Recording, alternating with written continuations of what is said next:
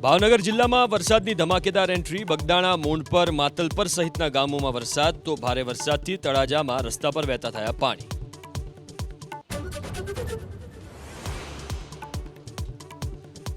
દાહોદ અને મહીસાગર જિલ્લામાં વરસ્યો વરસાદ. સંતરામપુર શહેર તેમજ આસપાસના વિસ્તારોમાં વરસાદ. ખેડૂતો ખુશ.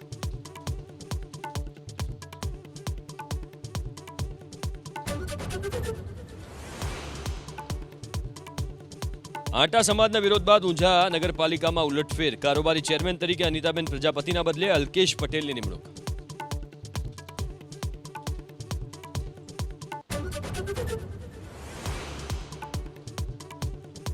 રાજકોટ મહાનગરપાલિકાના ફૂડ વિભાગની સતત ચોથા દિવસે કાર્યવાહી. પ્રખ્યાત હોટલો, કેન્ટીન, રેસ્ટોરન્ટમાં ચેકિંગ. 887 કિલો અખાદ્ય જથ્થાનો કરાયો નાશ.